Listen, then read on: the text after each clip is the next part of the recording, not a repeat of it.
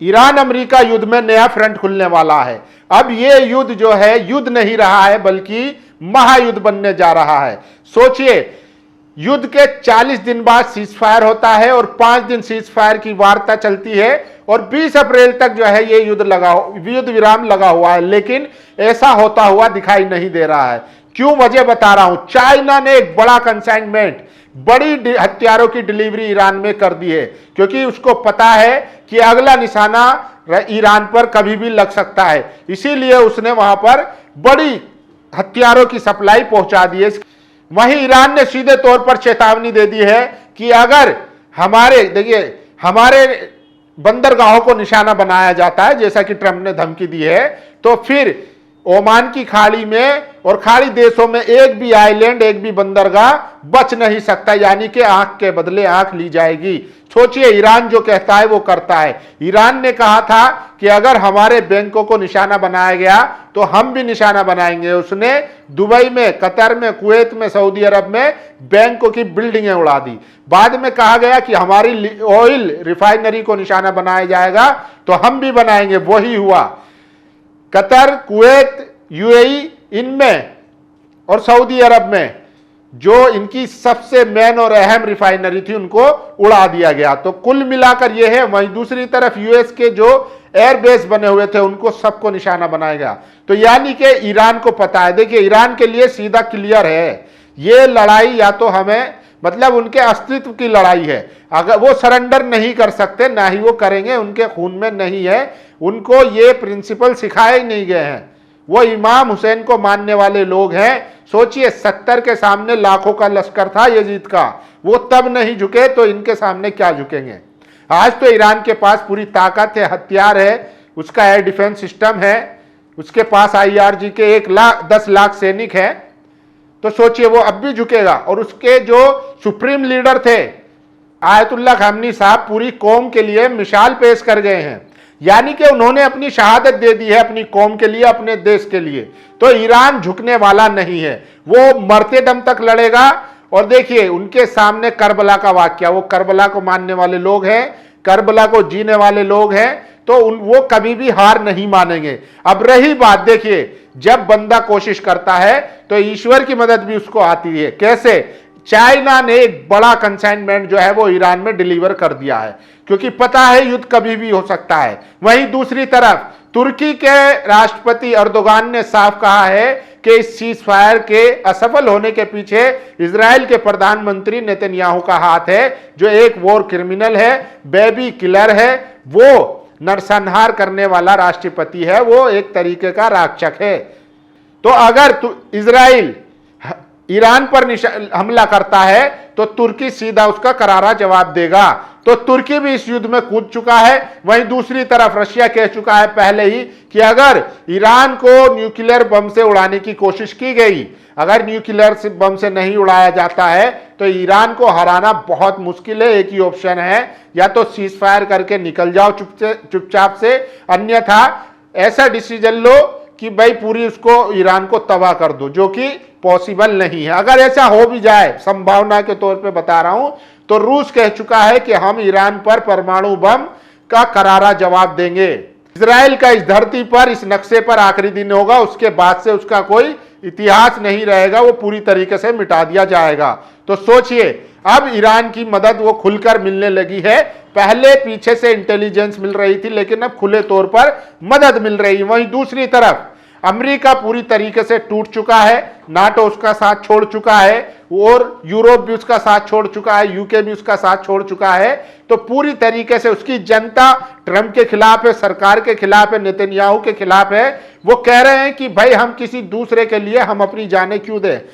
असल में वहां पर अब बहस छिड़ चुकी है कि राष्ट्रपति जो है हमारे ट्रंप साहब, वो अमेरिका के राष्ट्रपति है या इजराइल के राष्ट्रपति है। इजराइल के लिए अमेरिका का पैसा क्यों खर्च हो रहा है, अमेरिका की सेना क्यों खर्च हो रही है, यह मुद्दा जो है बहुत गरमाया हुआ है। वहीं विदेश मंत्री अब्बास अरागची ने खुलासा किया है कि नेतन्याहू का जब फोन आया था उसी वक्त यह वार्ता समाप्त हो गई थी।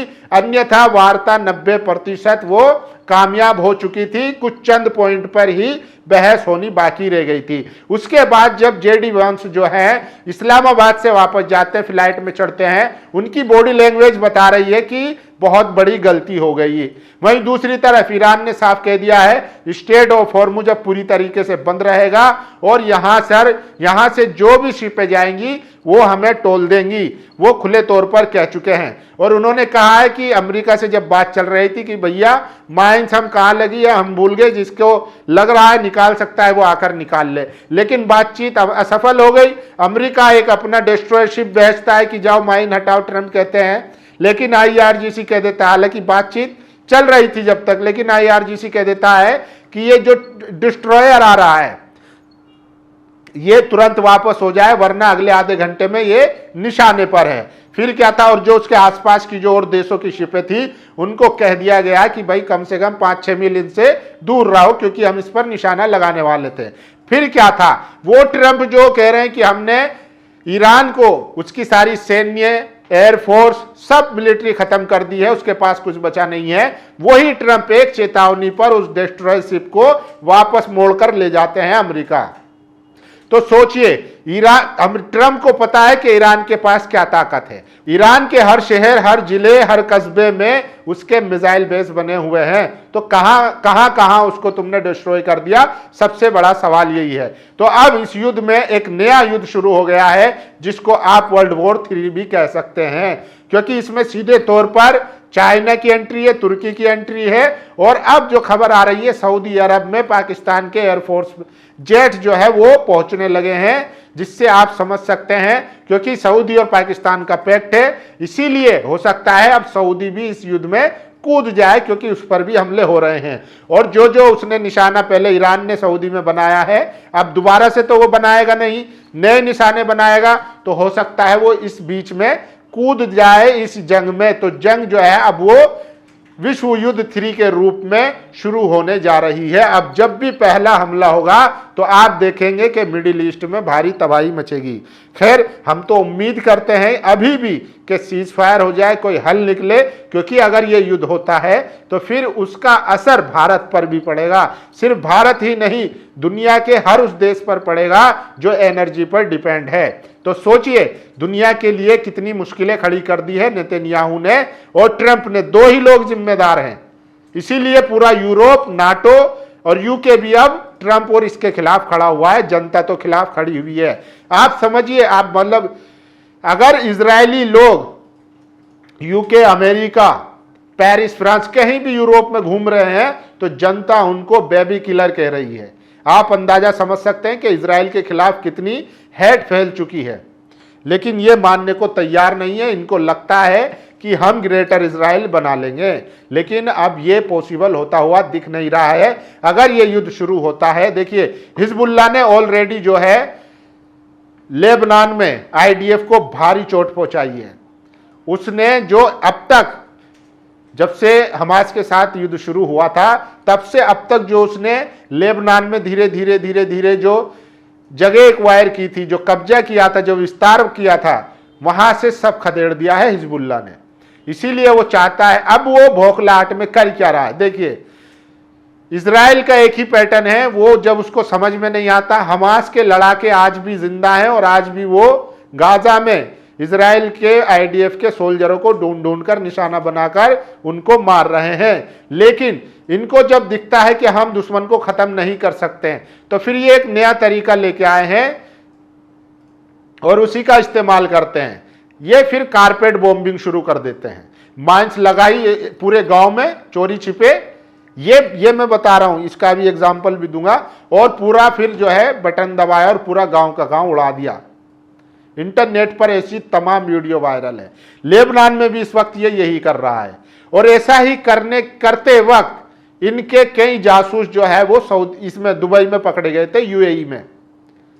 यहां भी ये कारपेट बॉम्बिंग करना चाहते थे, लेकिन वो तो वहां पर पहले ही पकड़े गए मुसाद के एजेंट। तो देखिए, ये इसलिए करते ताकि फिर ईरान पर इल्जाम लगाया जाता और अरब की जो जनता है, अवाम है, उसको ईरान के खिलाफ भड़काया जाता, क्योंकि अभी तक पूरे दुनिया के मुसलमान ईरान के साथ एक मुश्त खड़े हैं। हालांकि अरब के जो जो बादशाह हैं, जो पॉलिटिकल लीडरशिप है, वो भले ही डिप्लोमेटिक तौर पर यूएस के और इजराइल के समर्थन में हो, लेकिन उनकी जनता, उनकी आवाम जो है उनके साथ खड़ी है। तो युद्ध के 40 दिन बाद और सीज फायर के 5 दिन बाद अभी भी अब एक नया फ्रंट खुलने वाला है, जो मैंने आपको बता दिया है। देखिए, मैं कुछ और आपको खबर बता देता हूं कि दरअसल चल क्या रहा है। ये देखिए, वार्ता फेल होने के बाद पाकिस्तान से जाते समय अमेरिकी उपराष्ट्रपति जेडी वैंस का बॉडी लैंग्वेज देखिए। सीढ़ी पकड़कर ऊपर जा रहे हैं और फ्लाइट में प्रवेश करते समय हाथ मार रहे हैं। जेडी वैंस बॉडी लैंग्वेज से आप क्या समझ रहे हैं?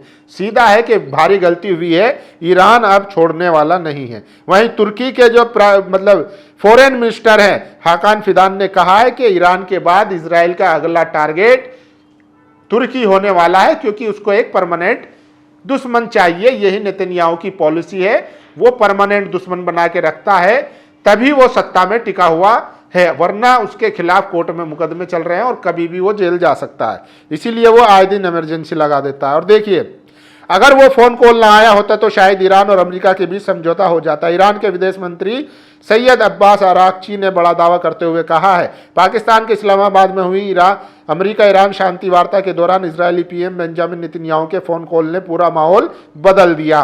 तो नेतन्याहू ने पूरी कोशिश की कि ये सीज फायर ना हो, इसलिए। और देखिए, ईरानी सांसद का कहना है कि अगर यूएस युद्ध का हर्जाना नहीं देता तो ईरान फारस की खाड़ी में दुश्मन के जहाजों को जब्त करके बेच देगा। तो ये उन्होंने प्लान बनाया है। और देखिए, ईरान का जो डेलीगेशन आया है, उनको 9 जेट्स के साथ पाकिस्तानी एयरफोर्स जो है सेफली ईरान पहुंचा चुकी है, क्योंकि नेतन्याहू पर भरोसा नहीं है, वो कभी भी इनको नुकसान पहुंचा सकता था, इसीलिए उसने। और देखिए, इजराइल इस लफड़े में पड़ा तो निपट जाएगा, पहली बार किसी अच्छे से पंगा लिया है। तुर्की के राष्ट्रपति रेसेप तैयब अर्दगान ने इजराइल पर आक्रमण करने की धमकी दी है। इजरायली प्रधानमंत्री बेंजामिन नेतन्याहू को चुनौती देते हुए अर्दोगन ने नेतन्याहू को हिटलर कहा, जो खून और नफरत से अंधा हो गया है। इजराइल हयोम के अनुसार अर्दोगन ने कहा कि अगर वाशिंगटन और तेहरान के बीच वार्ता नहीं होती है तो अंकारा इजराइल को उसकी औकात दिखा देगा। बाकी देखते हैं जुबान ही चलती है या हथियार भी चलती हैं टर्की के।